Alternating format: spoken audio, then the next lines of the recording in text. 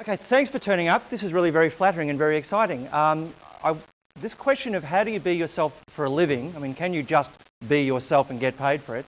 And then can you use that to contribute to change? This is not an academic question for me. This was a sort of a matter of survival. About 30 years ago, I managed to achieve the lowest Year 12 score in the history of my school.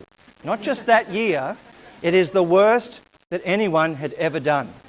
And my career counsellors basically said, I have no idea. I don't know what the hell you're going to do. You may have to make something up. That was pretty much the advice I got. And it turned out to be really, really, really good advice. I thought, maybe I'd grown up in a creative household, so I'd been raised by beatniks, and so we're quite used to the idea that you get out there and you try stuff and see how it goes. And I thought maybe I could be an actor. Maybe that's something I could do. I like showing off, and that'll be terrific, and I'm sure there's no more to it than that. Turns out that I had no talent either.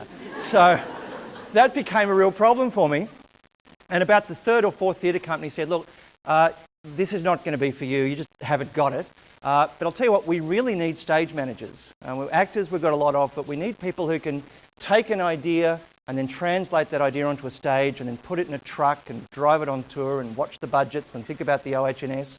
We need someone who can do the whole thing. And really, that was the best beginning to a life that I could possibly think of, because for the next maybe 5-6 years, I worked with Shakespeare, opera, magic acts, panto, pretty much anything. There was a while there where I was the guy backstage making the magician levitate. That was such a cool job. And he taught me something about creativity. He said, as my stage manager, you have to understand, if I get up on stage and there's not a rabbit in there, I am screwed. And it just taught me about preparation, about what happens when this falls over, what else do we do, what else can we pull out of a hat. But it was interesting because I then found myself drifting into, say opera. You discover very quickly that in stage management, the stage doesn't need managing. The stage is fine. It's egos that need managing. It's really about the characters. And pretty much everyone that I encountered in that career had 3 sacred beliefs. They believed that they were the only person doing any real work around here. That was a common thing. They believed that no one truly appreciated how hard they worked and how much everyone depended on them. And the third belief was that they were surrounded by idiots. This was a basic belief system. And then I found myself working in the film industry, and I found exactly the same egos with exactly the same beliefs. I lost consciousness for a while and ended up in advertising. I'm all better now, but there was a time, and guess what? Exactly the same thing. And so about 15 years ago, I had got to this role where I was the creative director of a really big media company. Now, I've got absolutely no qualifications, but I had learned some things about the creative process and how it works. And then once you've got an idea, what do you do with it? How do you turn it into something?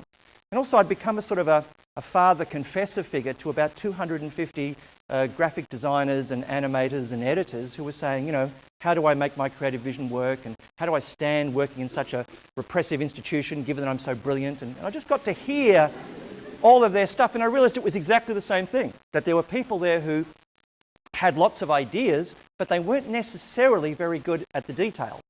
And I found there were other people who were fantastically good at taking someone else's idea and turning it into something, but they may not be the most rational judge of that idea. And I also found there were people who just like to get things done.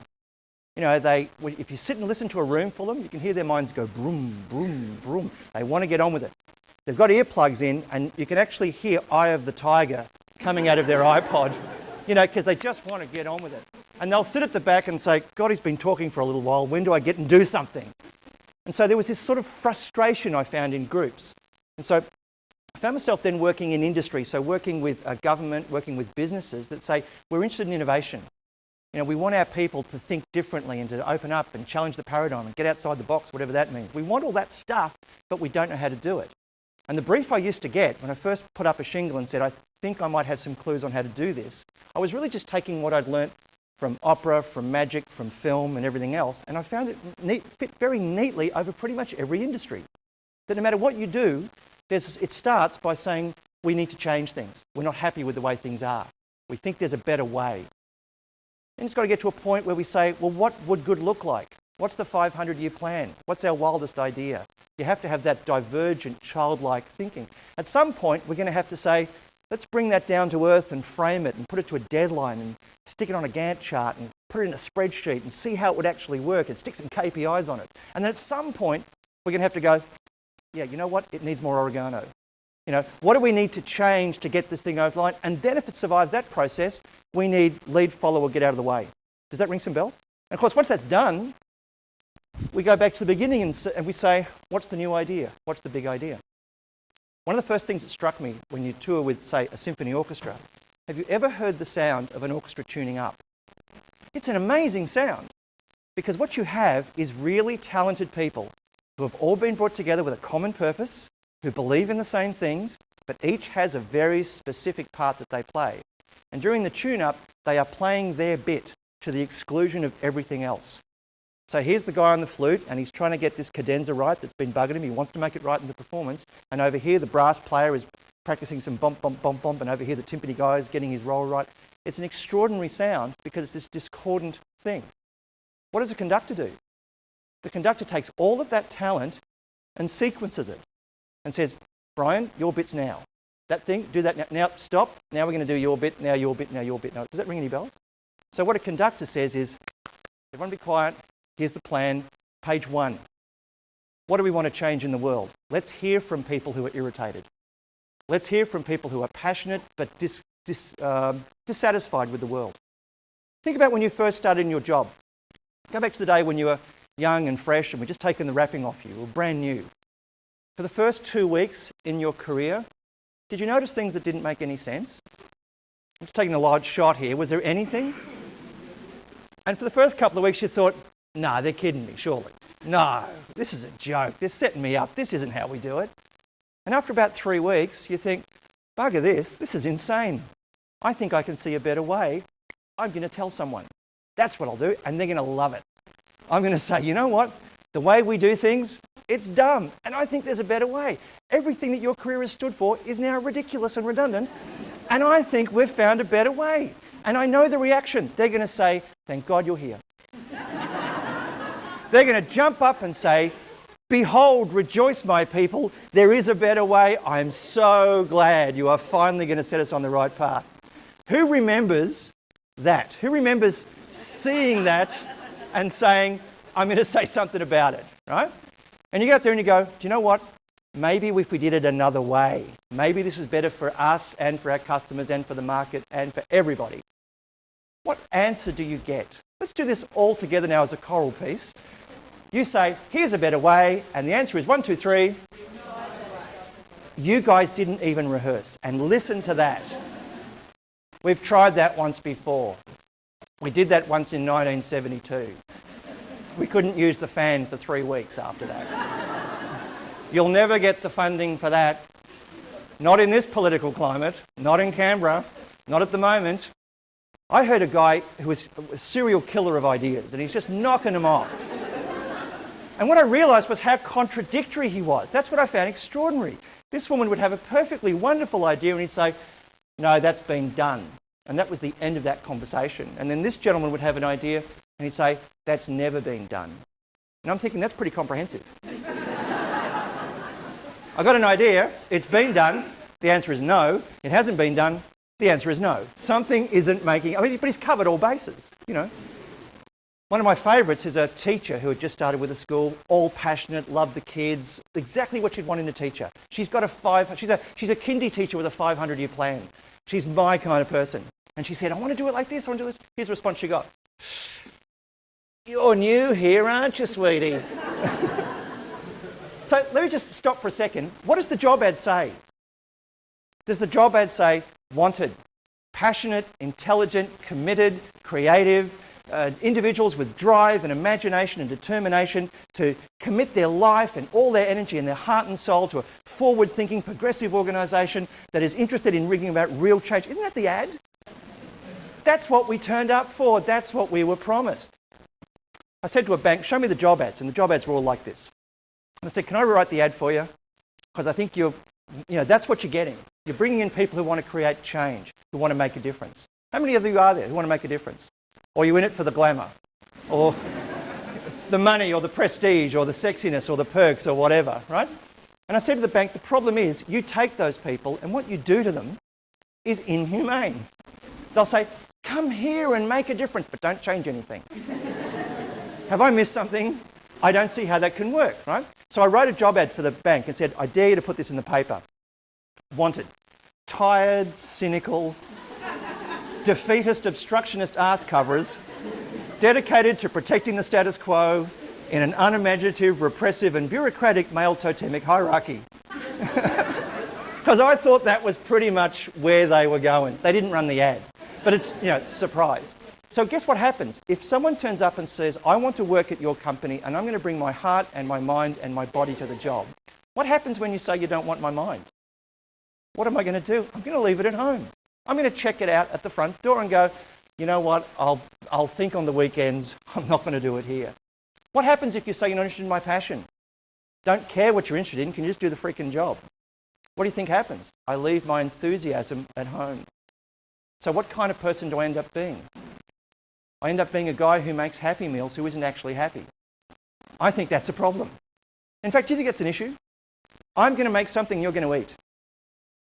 And I hate the product. And I hate the company. And I hate my boss. And I hate my job. And I probably hate you. Bon appetit. I think it kind of matters. I'm going to fly back to Melbourne this afternoon. I'm hoping the captain's going to say, hey, it's your captain speaking. It's a great day for flying. I'm in such a good mood. I'm pumped. I love my job. You're going to get some turbulence, but that just makes it fun. Buckle up. Let's have a good time. I want to fly with that guy. This is your captain speaking, and frankly, I've had a gutful of the administration. I'm so sick of this job. This is not what I signed up to do. I want to be a florist. Get me off that plane. So why do we do it? Why do we bring in people and they're gorgeous at the interview, they're exactly what we want, but then we throw away the best bits? Why do we do it? Because you know what, we've become fearful and risk averse and it's all about KPIs and micromanagement. There's a place for that, but it shouldn't be everywhere. Does that make any sense to you guys? And then they bring in people like me to say, can you help find our people's passion? Can you help us find their imagination? And I'll say, yep, it's around here somewhere. And guess what? It takes almost no energy to bring that passion back to people. That's the extraordinary thing. That in any organisation, I'm going to find idealists. Does that ring any bells? There are people who are just naive to the point of childlike. Yeah? There's a great saying in Zen, nothing's impossible for the man that doesn't have to do it himself. That's a very good description. I mean, I've been spending the day at the university. I can see what it is. There are people who are just not prepared to think within the bounds of reality, and thank God for them. Would you agree with that?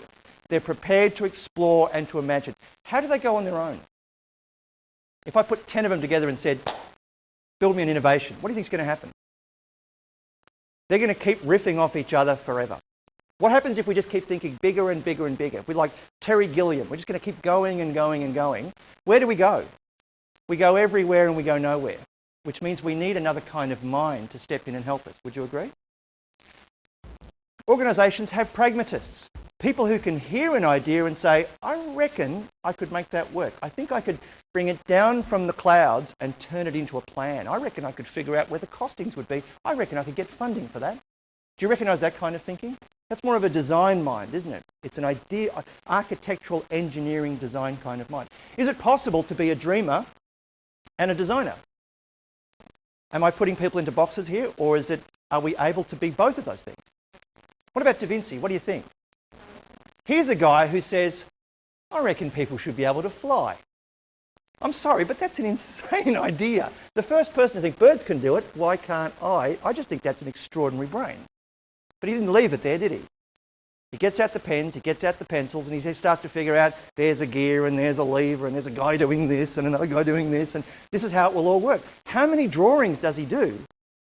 Right down to the gears and the cogs and everything else. Where does he stop? Once he's designed it to death, he's a bit bored with it, frankly. If you've read his notes, and I've read everything he's ever written, including his laundry list, like I've read everything, he'd go, the gyrocopter, that was good, but it's like so 1497. But this submarine thing, that is awesome. I think I want to swim like a fish. And you could see the mind that says, I love the vision. I'm loving this design stuff, but gee, this is interesting. And they want to go back and find it. Does that ring any bells? Da Vinci's last words, on his grave, he said, I've finished nothing. What does that tell you? He said, I've squandered my time, I completed nothing. What would happen if I could grab Steve Jobs, go back in time, meet him up with Da Vinci and say, I think you guys should talk. Do you think we'd get the guy who chopped it to market? Do you think we'd actually get it in the shops for Christmas? The Italians would have been on the moon by the 17th century. It would have got all the way to the end. So look at the dependency that we have on someone who just has the wild idea and someone who can actually figure out what it looks like. Here's something that'll shock you. A lot of institutions have cynics in them. I know, it's remarkable. But there are people who will be the last to believe. They look over their glasses, right, and they go, prove it. No, prove it again. Show me. Show me where the money is. Show me where the risk is. Show me how this works. Do you recognise that? Can you see that we need that in innovation as well? Have you ever watched that show, Dragon's Den? It's hilarious because you've got people over here, 500-year plan, unicorns, rainbows. It's a worldview, but it's what we call a mis-worldview. Like, it all should just be terrific. And then we're going to skip design. And over here, you've got people who look over their glasses and say, have you secured the IP? Who's going to pay for this? How do I make money on this? Have you seen that discussion? How does it end normally? Badly. We're going to go from Tim Costello to Peter Costello. What's the dynamics? It's pretty awful, right? That's why you need designers in the middle. You need people who can say, I think what Moonshadow is trying to say here, this is what it would look like, and here's how you'd pay for it, and then that's where this thing gets going. I'll tell you something else. What happens in organisations? There's a lot of unfulfilled doers. There are people who are just so hungry for action, so hungry for change, but they're being stalled forever because we can't decide things, or we can't develop ideas, or we're not even having ideas. Does that ring any bells? So what would happen if we could bring them together, if we could orchestrate them? Now, I could tell you how to do it, but I think it would be much more interesting if you told me how to do it. So here's this. We're going to reverse this whole lecture thing. I know, it's very freaky. This is what happens when PowerPoint breaks. Okay. Everybody on this side of the aisle here, I want you just to talk amongst yourselves in groups of maybe 5, 6. Don't have a committee, just have a small group. But I'm going to give you the most incredible visionaries the world has ever known. So who could they have on their team? I'll take bids from anyone in the room. Mandela, good. We start the bidding with Mandela. Who else can they have? Sorry? Aung San Suu Kyi, yes. And Buddha and Gandhi and Marie Curie and who else? Branson, good. Branson's one of yours. You've got people who, it's not just they think outside the box, they don't even know there is a freaking box. Right? Their minds are out where the buses don't run. That's the people. Right? So I want you to hold that thought. I need you to manage those people. Just hang that thought. You kids over here, from here to there, patwang, I'm going to give you the greatest designers the world has ever known. Who could they have? Oh, Frank Lloyd Wright, great. Start the bidding with Frank. Who else? Sorry? Edison, good. Who else? Edna Wallace, first time she's ever been mentioned, and thank God. That's fantastic. Edna Wallace. Can they have Ben Lexon? Can they have Coco Chanel? Can we give them sort of engineering kind of minds? Wile E. Coyote. You've got Wile E. Coyote. You would not believe the number of engineering firms that I've gone to where there are pictures of Wile E. Coyote because it really is. Do you know the story of how Wile E. Coyote came about? Chuck... damn, I'll get his name later. The guy who was the... Chuck... No, the animator. It doesn't matter. The Warner Brothers animator from the 40s was trying to come up with a character, and he was reading the life of Edison.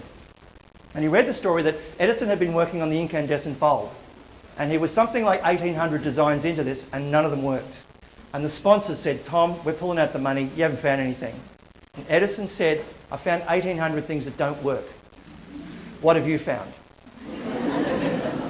And Chuck said, do you know what? I want to write a character about that. I want a character of someone who's always finding another way and another way and another way. And you think sooner or later this has to work. And that's where Wile E. Coyote came from. That's why it's the patron saint of engineering. So who else can they have? Designer, planner, schemers. The greatest minds who can take an idea and bring it together. Spielberg's a good one. You know what? Robin Oppenheimer might be a good one. Just people who could take an idea and say, I built the damn thing. You guys over here, I want you to see a pattern emerging. I'm going to give you the most critical, logical, rational decision makers the world's ever known. These are no-nonsense people. Who could they have? Sorry? Buckminster Fuller, Bucky Fuller, bang. Who else could they have? Sorry? Warren Buffett, cool. And you can have Judge Judy, and you can have Gordon Ramsay, you can have the MasterChef guys, the Dragon's Den guys, you've got Spock, you've got, people who can look at it and go, really? Really? That's what you're going to do? I was going to give you Donald Trump, but I'm thinking about the hair and decision making. It might not be his thing. So you've got no-nonsense, deciders and evaluators. You've got the wisest, Solomon-esque kind of people. And then down here, guess who you've got? The people who want to get it done. I'm giving you Neil Armstrong. I'm giving you Lance Armstrong. I'm giving you Rambo and Xena and MacGyver. I am giving you no nonsense, get the bloody thing done, enough talk. Is that fair enough? So here's the question I'd like you to ponder in little groups of maybe 6 or more. About 6. What turns them on? If you had that group, do you know what motivates them? Do you know what excites them? What gets them doing their thing? And then what turns them off? What annoys them? What frustrates them? So think about the accelerator and the brake. If you were lucky enough to have that kind of genius working with you, and you probably do you know how to treat it? Do you know how to talk to designers so that they become inflamed and excited? Do you know how to talk to doers so they get the champ of the bit ready to go? Can you guys do this? So have a discussion. What turns them on? What turns them off? I want your best ideas in 5 minutes. Just work in groups of 4, 5 or 6. Go. It's really funny. I mean, when I sort of first went out there and said, I could see if I can help people think. If I'm really interested in how people think, how could it empower them and the organisation and, make a better world? How about we have that, a future that works? That'd be very cool. The brief I would get from organisations, and this was government, not-for-profit, business, it didn't make any difference. The brief I got was, our people aren't very smart and they don't seem to care very much and they're very disengaged and they just kind of rock up. And of course I knew better that we'd thrown the best bits away years ago, so that was no surprise to me. But the brief I got was, can you somehow take out the old software that they've got and put in new groovy software? And they said, we're even, if you want us to, we're quite happy to paint a wall orange or have a beanbag around the place. Like that was their thinking. It was insane. And they'd say, we could have pizzas. Like this was, like they'd obviously they'd seen a thing on Google and thought, yeah, we get a scooter and a pizza and an orange wall, done. $50, we get it going. And what I discovered was they had perfectly good people as it was. That was the big shock. Because for a little while I took them seriously. I thought, well, they must know their people. They don't have a clue. Organisations are fantastic at attracting talent and really, really bad at harnessing it. Does that surprise you? Most of the people that I've met in the last 15 years have been overworked and yet underutilised. That's amazing. When I see the world, I see a Rubik's Cube and I'm thinking all the bits are there, but shit, they're in the wrong place, doing the wrong job in the wrong way. So what would happen if we said, forget your title, forget your quals, let's figure out what you can actually do. Tell me how you could contribute to an organisation. Would that be a better starting place? Let's not try and fill jobs anymore. I'm sick of it. It doesn't work. Let's find talent and harness it. I don't know, call me an idealist, but this actually works. And the most successful companies on earth do this. So I don't know what to do. Can you see some potential here? So let's start with this. You're going to tell me, because you already know, you've got this incredible talent, this amazing creative genius in your midst. Tell me, what is it that turns it on? Just sing out, anything you got. Nothing. Okay. Come on guys, as they say in Saudi Arabia, what have you got? You must have discussed something. Sorry, freedom. Freedom from time constraints, freedom from distractions, freedom from reality, freedoms from meetings. Just give me some space. Do you know, a friend of mine told me that at Princeton University on the grounds, you can still find some of the original trees from the 1950s, and they have telephones in them. They're numbered and they have telephones in them. And the reason was, when Einstein came to the campus, they said, right, Professor Einstein, we're very happy for you to think outside the square. Here's your box. Go in there and think outside the square. And of course, Einstein would go for a wander. Now think of the embarrassment to the university. Shit, we've lost Einstein. Like, where is he? And they figured that he liked to walk through ideas. He liked to go out and just let his mind go. Mozart said, if your mind wanders, follow it. Very good advice, right? And so they figured, let's Einstein walk around, but let's put phones in the trees. So, he's doing this stuff, and then, okay, where am I? Okay, look, I'm at tree number 5, and then a golf buggy would pick him up, because they figured giving him the space, so long as he was coming up with the goods, that's the space you had to create. Does that ring any bells? There's a management consulting group now that has coined a new management term which you should know about. It's called the results-oriented workplace. And what that means is, let people work however they want to. So long as they're getting it done, don't mess with them. But we can't say that, so it's results-oriented workplace. What else? What else turns them on? What else excites them or opens them up? Yeah, of anything. Anything. There's a saying in Zen, nothing's impossible for the man that doesn't have to do it himself. That's a very good description of this mindset. You know what? Who knows? Someone else will figure it out. What else excites them? Yeah. Are they interested in big problems or little ones? They like big ones. Let's get water to India. Come on, what's the hold-up? Let's go. Don't say, we'd like some ideas on our logo. No, give me something big. You ever been to a TED conference or see a TED conference? You see the stuff those guys talk about? It's big. They don't want little stuff, they want big stuff. What else? Yeah, this is for a reason. This is a purpose. I'm not just doing this to fill in the time. Yeah, that's right. In fact, they are internally driven. They're not really interested in what other people think about it. They're not all that sure that other people think at all, frankly. That's what they're concerned about. When my son first went to kindy, and they had to pick an animal that they wanted to be, and he chose a virus. I was so proud. And my wife was terrified. She said, no, sweetie, I think they mean like a dog or a pussycat or a cow. Can you just, don't say virus? And he was determined. In fact, it was the T4 bacteriophage. He was very specific. And my wife said to him, Aunt, don't you care about what the other kids think? And he screwed up his face and he processed that and he said, I'm not sure they do. And I thought, it's like a light bulb moment. That's the secret of life. I live next door to a 5-year-old, little kid called Charlie. He's my hero. And we're on sort of a balcony overlooking the street. And Charlie will stand out on the balcony in his underpants and just talk to people as they walk up and down. And he asks them questions like, what are you pretending to be? And I'm just, genius. He's genius. And so Charlie will go to the shops in his dressing gown, and Charlie will go to the beach in his undies, and Charlie will go to the movies in his Spider-Man costume, and he's terrific. He's free.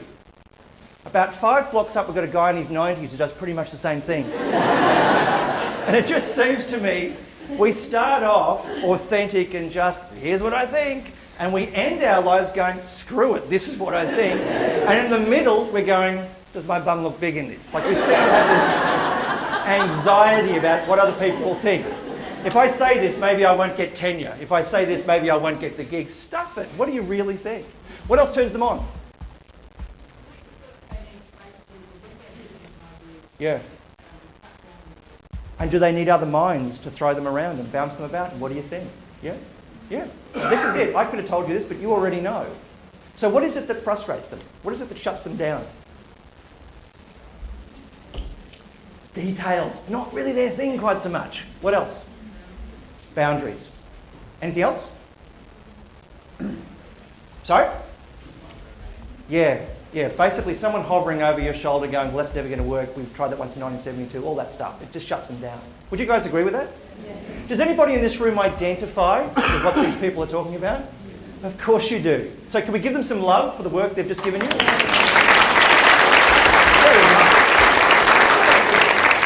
Now, if I had those people and I gave them the thing that they wanted and I took away the boundaries and the restrictions and everything else, do you think I'm going to get any ideas out of them? Yes. Do I need consultants to assist me here? No. Do I need coloured hats or butcher's paper? Do I need, or are they just going to be themselves and do their thing? Get them. That's right. Now, you see, that's very ISTJ of you. That's not very good. Or was that left hemisphere dominant? I'm not quite sure. But you see what I mean? They would just have to be left alone to do their thing. Would you agree? It's in their nature. Do they need training? Do they need motivation? Do they need counselling? Do we have to monitor their behaviour because we can't trust them, or are they just being themselves for a living? Would they make their best contribution that way? You bet. I mean, we could put them in charge of the budget, if you like. I think that will end in tears. What would happen if I made them sit through every damn meeting that would ever happen as a result of their idea? I would kill their little souls right there and then. So guess what happens once they've had their ideas? What do I want to do with them? Let them go find the next thing. You know what? We'll work on this thing. We're working on the hover boots right now. That's cool. You go find the next thing. Does that make any sense? Okay. So now I've got these gorgeous ideas. Now I need someone to make sense of them. So tell me about designers. What do I need here? Oh, so you actually want this. What kind of ideas do you like? Something a little bit impossible. Yeah. Challenging. When I was 1, the President of the United States got up and said, I think we should go to the moon. I don't know, I'm just thinking that's a thing. This is the insanest thing anyone has ever said in all human history, and this is said by the most powerful man on earth who's got the budget. This is awesome. He said, I think we should go, and I think it'd take us about a decade. Now what would happen? What happened to all the engineers and all the designers and planners? Did they say, well, I think there's going to be some OH&S issues? Because I'm sure there were. Or what about, we've never been to the moon before? Yeah, that's the point. So instead of saying, how's that going to work? They say, how's that going to work? You see the difference? It's the same idea, but one says, this is a cool thing. What if the president got up and said, I think we should go to Canberra by Thursday? Is that going to excite anybody? No. What if he said, you know what, I'm going to keep the brief open. I believe this nation should go somewhere at some stage. No. There's a measurement. Person, moon, decade, your time starts now. That's how you excite a designer. Oh, and by the way, this might be impossible. I'm off to a drink with Marilyn. Good luck. What else? What else excites them?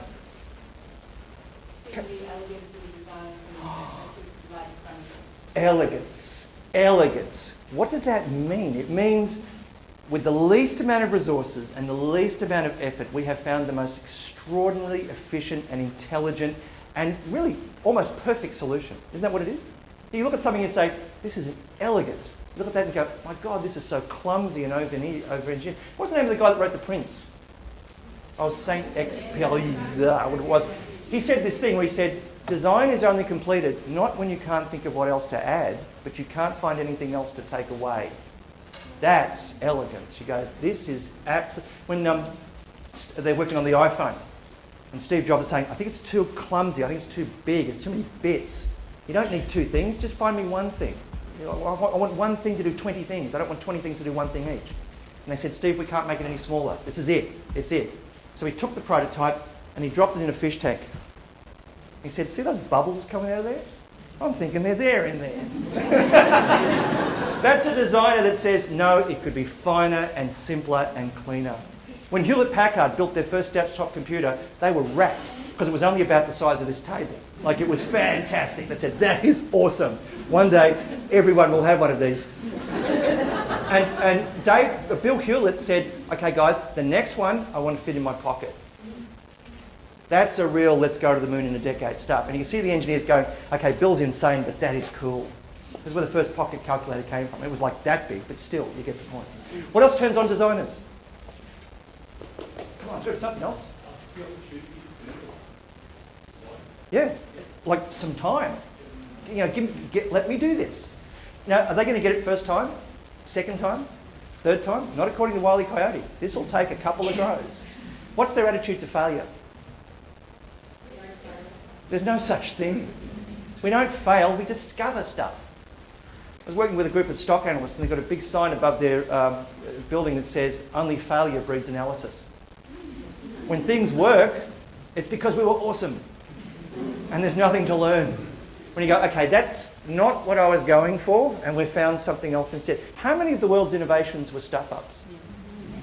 You know, we didn't set out to invent cheese. Like, in 1772, Sir Thomas Cheese decided he was No, it was a screw-up, it was an accident, and so was penicillin, and so was radio astronomy, and so was the waffle-toed running shoe, and so was the sticky note, and while we're at it, so was America. The plan was not to find America, the plan was to find a shortcut to India. So spread the word. America was a mistake, let people know. So guess what happens? It's about finding, it's about looking. Have you seen that thing when a child runs? Like a little kid, and for the first, and then they fall over. And for about 2 or 3 seconds, they're not sure how they feel about it.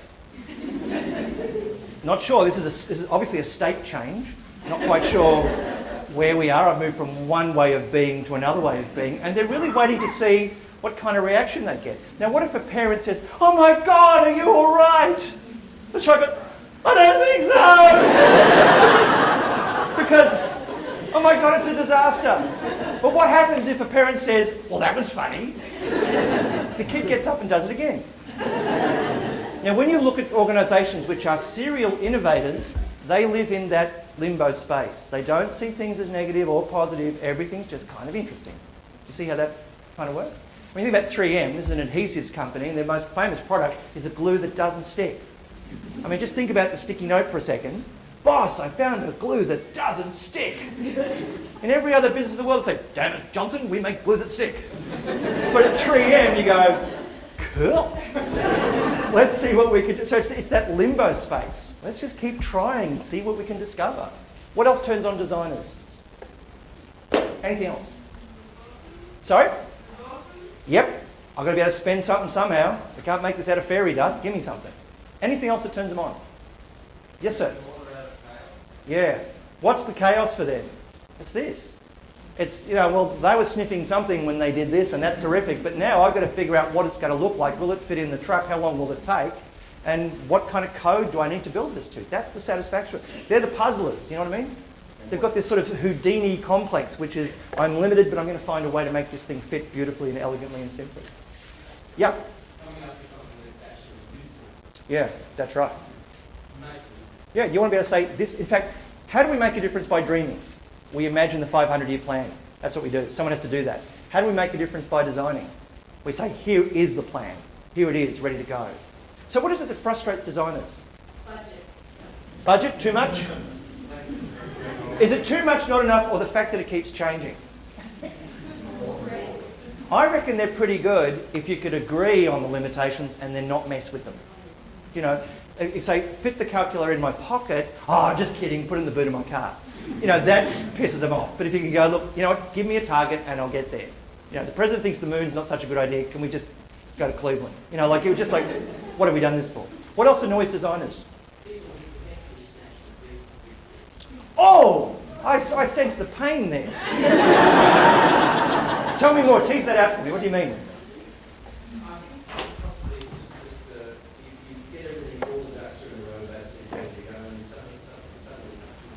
Yeah. And you could be cut from two sides. You could be cut from this side, which is, sorry, we're not going to do it after all, thanks for playing. Or you could be cut from this side by going, "You know what? I just had a much better idea." Yeah, well, that's right. Do you know what? Oh, a whole new paradigm. Throw that away. No. That's right. I was working on a really large infrastructure project. It was a couple of $1 million, a couple of years. And I was the idea guy, right? And we're down here now. We're pouring the concrete. We're getting it done, right?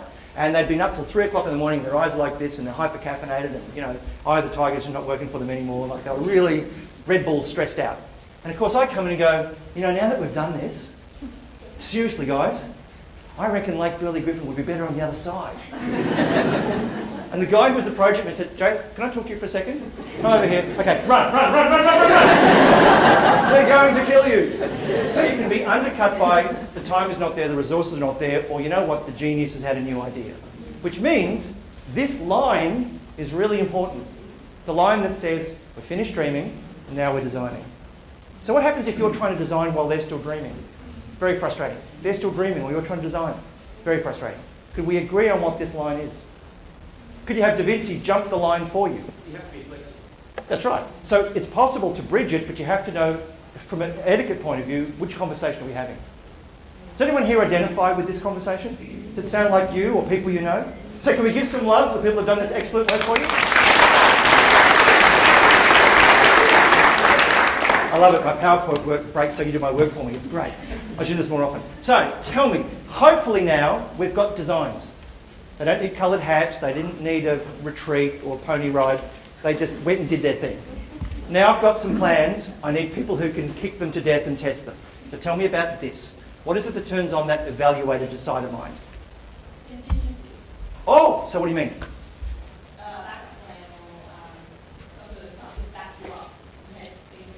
Yeah. This presentation now is Plan B, which I was making up while there were a bunch of people going, oh, hang on, wait a minute, I'm not sure. And what's amazing is, first expert rings the second expert says, well, I'll get Bob on this, I'll ring him. And then you've got a bunch of guys with phones going, well, that should work. That should work. And I'm thinking, right, I want to get Plan B, C and D kind of lined up in case A doesn't deliver. So contingencies are dead right. Who designs the decisions? These guys. It has to be part of the design. If you go to a restaurant and it's a menu with one thing on it, that doesn't really work. You need choices and options. I've been married for 30 years. My wife's never ordered anything off a menu without changing it. Not once. Not once! And you'd think after all these years, just the law of large numbers, there'd be, no, that's fine, I like it exactly like that. It's, can I have this instead of this? Can I have that instead of that? Can I have the ingredients in alphabetical order? And I'm just thinking, kill me. But what she's doing, she's altering the design so she can say yes. And that's what the design has to have, those options. What else? What else excites decision makers? Problems with answers. Yeah. And the problem is what they started with, and the answers are what they're giving you. And if you say yes, we get a solution. That's very groovy. What else? Clarity. Clarity. Where's the clarity come from? Clarity in ideas and good stuff. Yeah. And that's here. What would happen if we just decided to skip design? Who's ever had an idea? Can I just check? Okay, so guess what? 2 o'clock in the morning, on the toilet, in the shower, watching the dog. You weren't sitting there trying to have an idea, it came to you. Have you ever seen someone have an idea? It looks like they're having something inserted. They go, oh my God, there it is. So what would happen if I took something, I've got something that happened in my bathroom at 3 o'clock in the morning, and I just run straight to you guys and say, Risk Management Subcommittee, what do you think? Have you seen that done? How does it end? Badly. Because you know what, we're going to make up our mind the minute we hear an idea. I've seen someone say, you know what, oh no, forget it. Have you seen that happen? Yes. We refer to that as premature evaluation. And I know you think it's funny, there's no 1-800 number, there's no nasal spray. You know, you just got to learn to respect the rhythm of this thing. What else? What else turns them on? Lots of data. Yeah, which we get from design. We do not get from the fiction department. We get it from here. And I think the chance to prove it wrong. Yeah, in fact, that's an exciting opportunity, isn't it? I really tried to kill this and I couldn't. I used to work with a guy called Dr. No. That wasn't his real name, but it was his nickname. And he was the guy you took an idea if you really wanted to kill or test it. And we'd say, Pete, we can't see anything wrong with this idea. And he'd go, really? And he'd go, bang, bang, bang, bang, bang. And it would be political, economic, social, technical, legal, environmental. He could just, didn't even stop to reload. He could fill the thing full of bullets. And we would take it away and think, okay, let's solve the political problem, let's solve the technical problem, okay. And we'd patch the thing up and stop the bleeding and restore the heart pulse and say, what about now, Pete? And he'd go, bang, bang, bang. And it might take us a couple of goes, but on the 5th or 6th iteration, we'd go, you know, what about now? And Pete'd go, it's not shit. Because that's as excited as he would ever get about anything.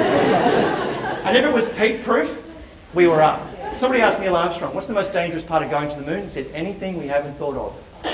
That is the best answer. Anything we haven't thought of is the most dangerous part of anything. This is what this God mindset's about. You didn't think of this, did you? What else? What else excites this mind? Goals. Goals? Yes, sir. Profits. Yeah. Is this going to be good for the community? Will it be good for the environment? Will it be good for the bottom line? These are good questions. Right? Will it be sustainable? Can we work this? Can we sell it to the shareholders? You've got to be able to say yes to those things. Otherwise, we haven't got a good design and we've got the wrong idea. Or at the wrong time. What else turns them on? Facts, which is why they need designers. Now, you told me it was possible to be a dreamer and a designer. Is it possible to be a designer and a decider? Can I plan something and then look at it objectively and say, I'm not happy with that, I'll let that go? Yes. So it is possible to get one person so far going right the way across. If we had two people, could they form a good partnership? Designer and decision maker? Yes. Is there a partnership to have between dreaming and deciding? I'm not so sure. Because it's the exact opposite. You want clarity, they want ambiguity. You want answers, they want to ask questions. You're never going to get along. So what else shuts this mind down? What is it that shuts the decision-making mind down? Lack of answers. Yeah, so again, it's this ambiguity stuff. Does anybody identify with this? Do you see yourself in this? Can we give some love to the team over here? Okay, Rambo, bring it home. So let's say we've got a decision.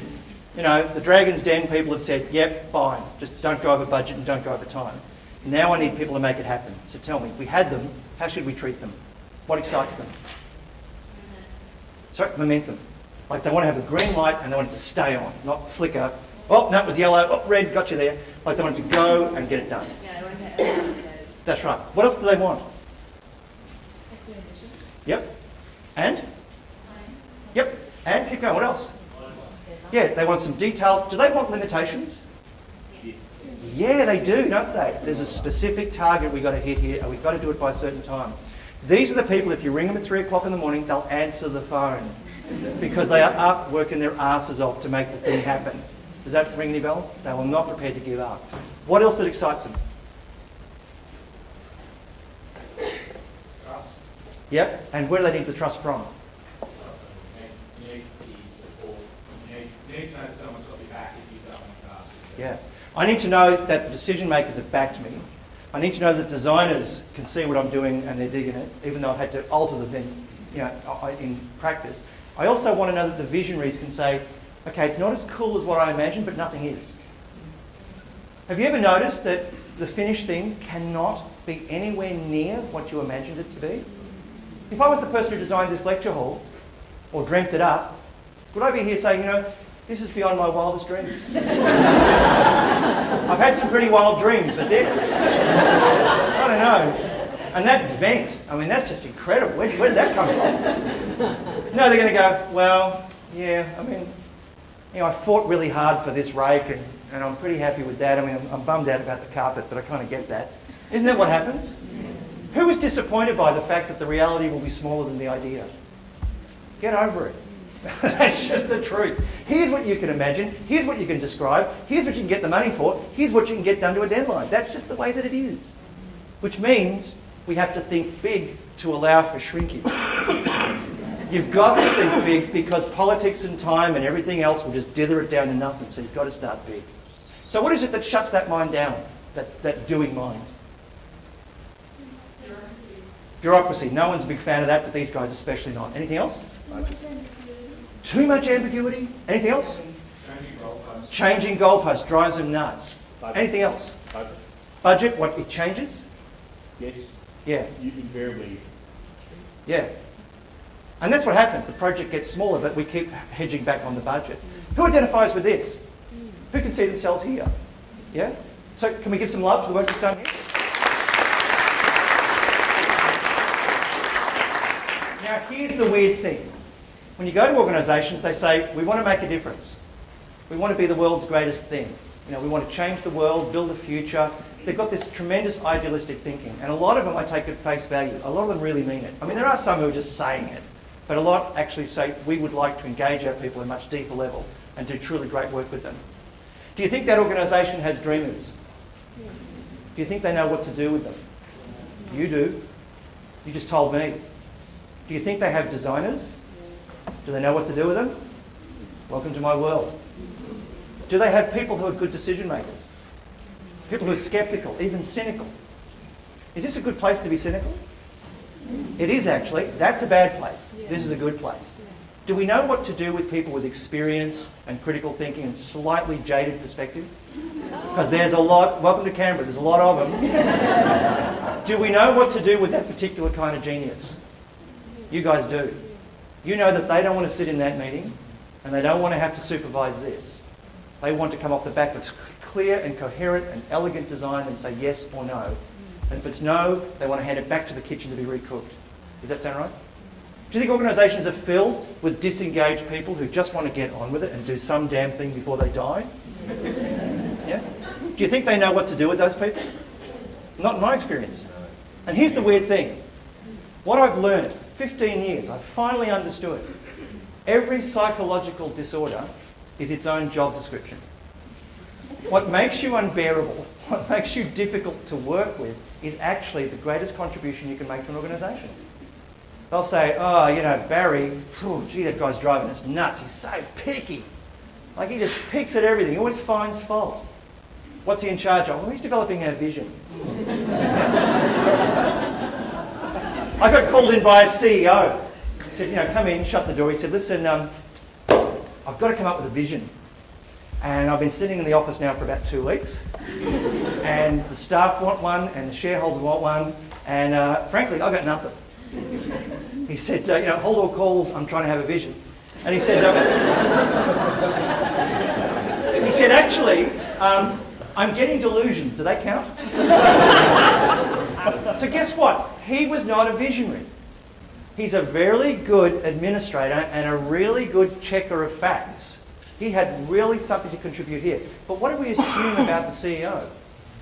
The CEO has to be a visionary. Is it possible that it wasn't imagination and vision that put that person in charge? I don't know, I'm just guessing. How you got there has nothing to do with where we go from here. And I guess this is the thing I'm trying to say to you, is that think about the skills that you have. Forget about your job description, forget about your training, forget all that stuff. What skill do you have? Are you great at detail? Are you great at testing ideas? Are you fantastic? I'm an optimist. You probably figured that out. Yeah? I don't see the bad side of anything. So I tend to be in this ID space. Guess who I married? E. I'm a problem solver. I married a problem finder. And it's taken me all these years to figure out that's how it works. You think about every great partnership, whether it's artistic or commercial, it's people who thought differently. Great minds do not think alike. Absolutely not. Could you imagine creating a silo of these people? What would it be like if I just let them hang together and have their own secret handshakes? Because that's what we've done. Do you know what we've done here with people with the finance, legal, political? They've got their own bar that they meet in. And guess what? There are people in IT who aren't particularly interested in helping. I know it comes as an enormous shock. I was at an IT conference and I said, just see if I got this right. Is it the point of IT to mock people who don't understand IT? Yeah, pretty much, that's the gig. I've met doctors who hate patients. I've met teachers who hate kids. I've met a vet who hates animals. When we talk about being yourself for a living, think of the price of being someone else for a living. It's a disaster. First thing I learned about business was that the tie was a tourniquet designed to cut a man's heart off from his brain. It's pretty true. We tie the, you know what, it's not personal. I'm being an asshole, but don't take it personally. Right? What we're seeing now is organisations saying, we want the whole person. We want the lot. We want your heart, we want your mind, we want your body. We want you to think about this business, commit to it, and see it as a purpose in your life. And if you can't do that, go find another gig. Because here's your three choices. You either get out and start your own business, which is what I had to do because no one was looking for me. Start your own thing. That's the kind of Richard Branson way. The other thing you can do is keep jumping from gig to gig till you find one that's a proper fit. So it says, thank God you're here because you're what we want. I don't care about your quals, you're what we need right now. Or the third thing you can do is hijack the gig that you've got and say, how do I come to work tomorrow with a completely different contribution to make?